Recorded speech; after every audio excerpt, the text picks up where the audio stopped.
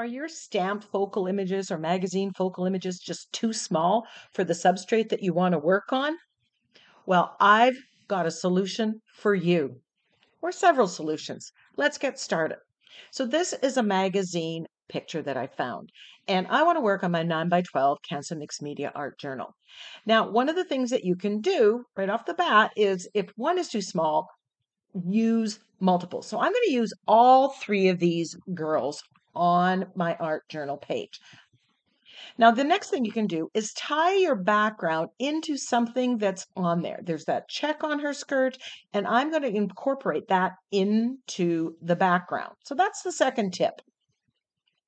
So in this background, I'm going to use the Gesso Resist technique. And how we do that is you're just using your regular gesso, and I'm going to put it through the stencil. Now, the paper, my art journal page is raw. I have not gessoed it ahead of time, and that's really important. I only want gesso where I want the stenciling to show. So I'm just using a makeup sponge, and I am applying the white gesso through it. This stencil is called Screen View. It is from the Crafter's Workshop, and it is one of the workhorses in my stash. Here's the name of it in case you want to look it up. You can get it in the 12x12 size, which I have here, and the 6x6 size. Both are great to add to your stash. So I'm just adding it here and there. I could go across the whole page. I want it to be a little bit more random than that. And again, I've chosen the check pattern to coordinate with my too small focal image.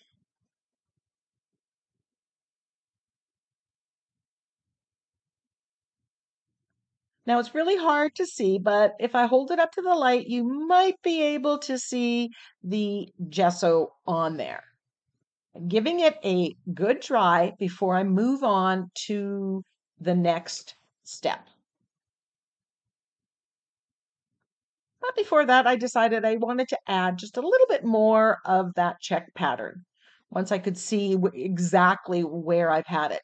And I will wash the gesso off my stencil. I don't mind leaving paint on, but gesso seems to stick a little harder. The next thing to make your focal image stand out is build in contrast. I'm going to go with a bright, bold background because my focal image is black and white, and that's going to give it a little bit more oomph on the page, a little more presence. So what I'm doing here is I am mixing those three colors, orange, deep violet, and quinacridone magenta, wet on the art journal page. And you can see that wherever the gesso was, it is resisting. Now I'm going to come back and take a baby wipe and wipe that back so you can see more of it and you can adjust. And I've left a lot of this part of the video at real time so you can see how long it takes. Sometimes when we watch all these sped up videos, we get this illusion that it really is that quick. And sometimes we need that reality check. So I'm just mixing those colors wet on wet. Now, wherever there's raw paper, the paint is soaking into the paper and it's kind of a hard thing to blend. I prefer blending colors wet on a gesso surface, but in order to do the gesso resist, you got to give up something.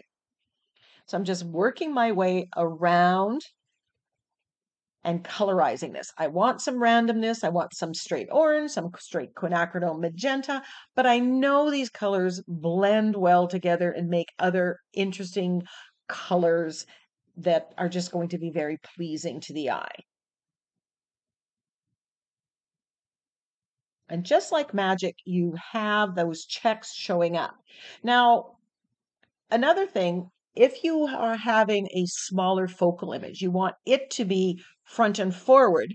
As much as I'm going for the contrast with the bold background, I'm also going to be careful to not overdo the background. So it's not competing with the focal image. I want the focal image to be focal. The most important thing, the thing that you focus on first.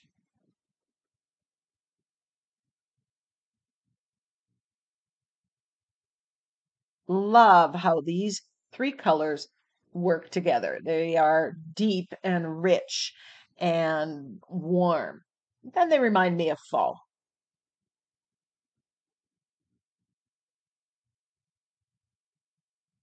So here I've taken the baby wipe and I am just rubbing it down. Now you could do half the page and then remove the off of the gesso part.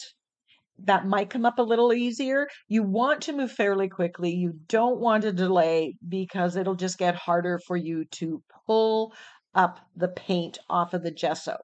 And I can pull off the paint on top of the gesso surface more or less or equally across the whole thing. You just adjust to get the effect that you like. If you want to go more to where you get white, then I highly recommend doing half the page or a quarter of the page and rubbing it off before you put the paint on.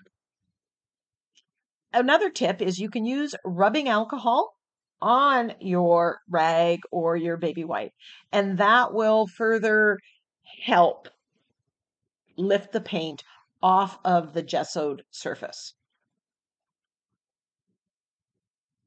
So you're going to see me spraying a little bit more of the rubbing alcohol onto my rag here and just isolating and lifting the paint. And you can see more and more is coming off.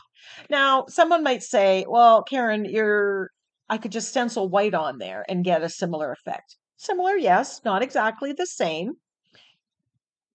But when you put the gesso on, you're also adding a very subtle texture to the page. Not only the pattern, but the texture.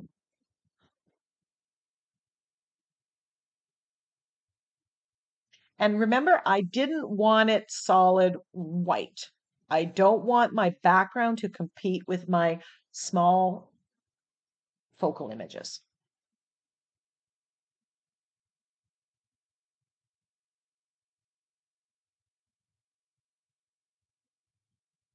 So I've grabbed a new baby wipe here and I'm just ever so gradually lifting the paint off of the gessoed stenciled work. Love that effect.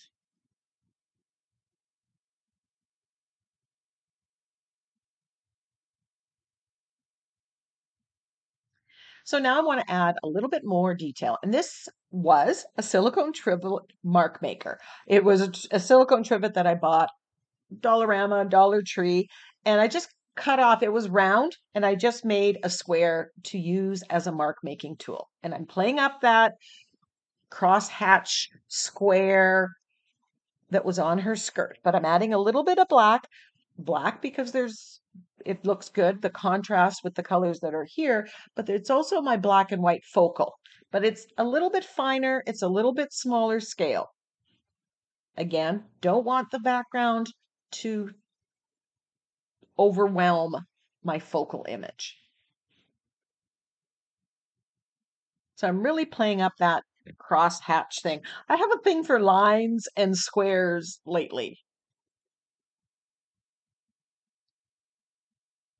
I'm liking how that looks.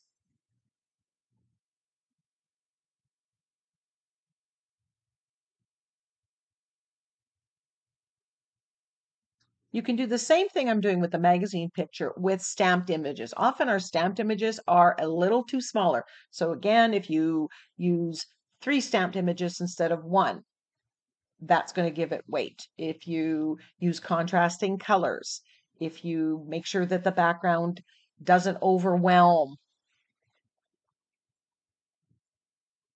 the same strategies will work.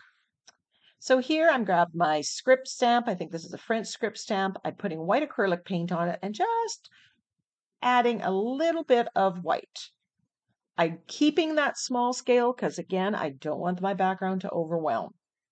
So the selection of what I'm doing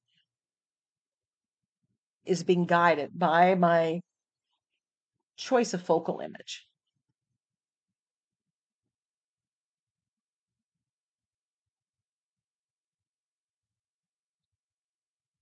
I don't care that you really may not even tell that this is a script stamp. It's just another little bit of detail, a little bit of interest on my background.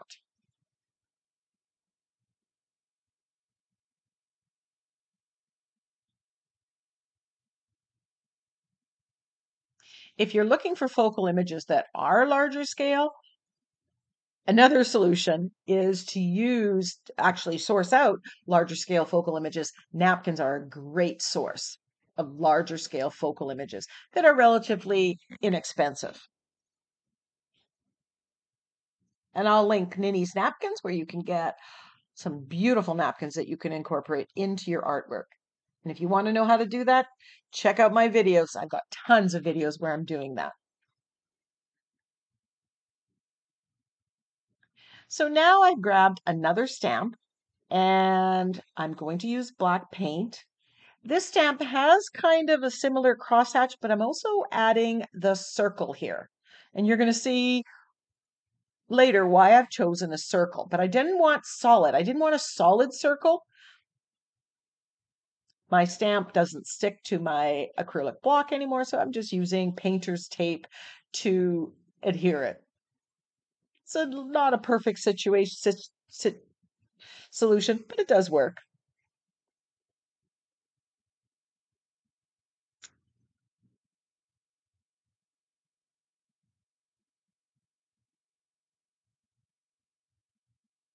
This is a Stamperia stamp set.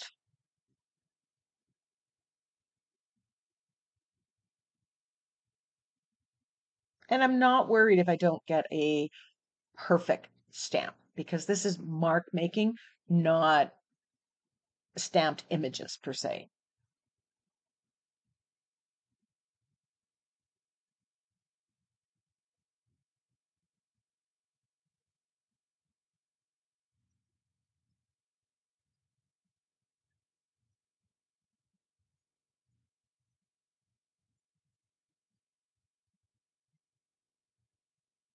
And then just to add a little bit extra something on the background, I'm splattering with black paint and then gold. These rich colors, the gold really shines on that, looks good without really distracting.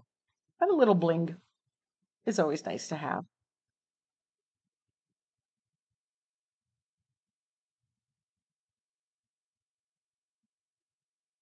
I like using my fan brush. It's a looser weave, or the bristles aren't solid, they're fairly loose. I think I got it at the Dollar Tree or Dollarama, and I just prefer using it to splatter, but you can use a round brush or a liner brush.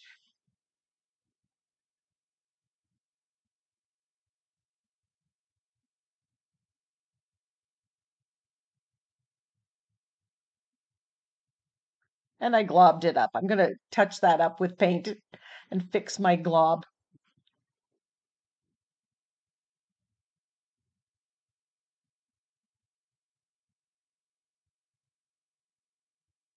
You're going to make sure that that completely dries before you go on to the next.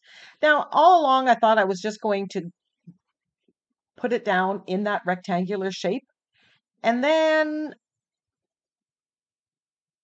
I thought, maybe what would happen if I cut it out? So I took a deep breath and I cut it out. If you had left it in the square, they look like they're photos that are hanging there. But because I'm going to show you a way of adding weight to the focal image, the square, the rectangular shape didn't work so much. So since the theme of this video was how to incorporate and use small scale images on your art journal page, I cut them out. But I won't make you watch me fussy cut them out. So here I am going to add circles behind my focal image, my small focal images, and that's going to give it weight. Now I could just glue them down on white circles and have that on there, and that actually looks not bad. But I am going to do some negative painting and make the circles pop out of the background. So I have a tracer that's about the size of my circle templates. I just use those to help me decide on composition. I'm just getting the right placement and then using the lid tracer to trace around it. And I'm using an Inktense pencil. That's ink, so it's going to be permanent once it's activated. So now I want to bring out those circles, give them some weight and make them look in. So I'm going to use my angle brush, and I've got water and a little black acrylic paint, and I'm just going to activate the Inktense pencil and shade. Now I'm on the inside of the circle. You could be doing the same thing on the outside of the circle. It will give a slightly different effect. If it's on the outside of the circle, it'll make it look larger somewhat. The important thing is you want to do the same on all 3 circles.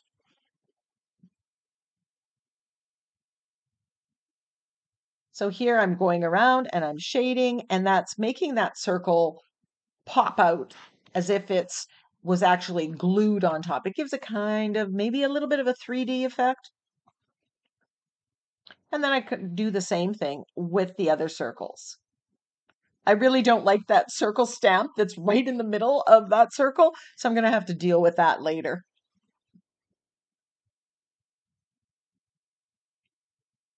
There are my girls, and I'm position them. Now the girls, my focal image has been expanded because now the focal image is the circle, which is really the background, and the magazine picture. And there I'm just covering up that circle that I do not like. I'm using my fluid matte medium to glue this down.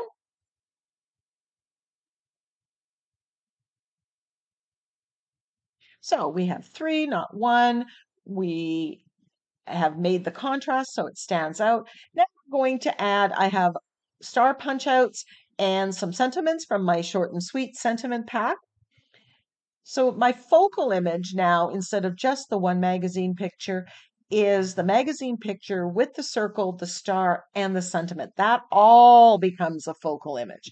So we've given it weight and substance on the page. So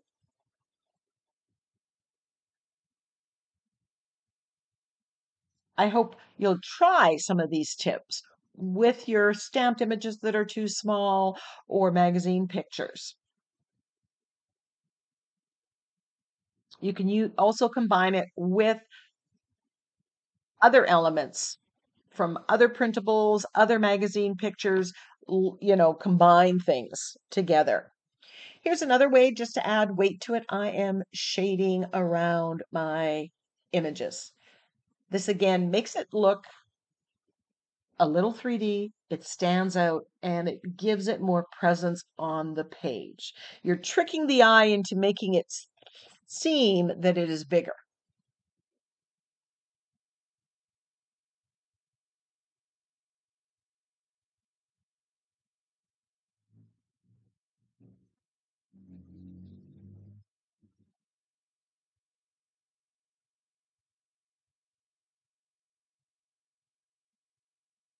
So as this video is coming to an end, I hope that you can take these tips and apply it in your art journal work.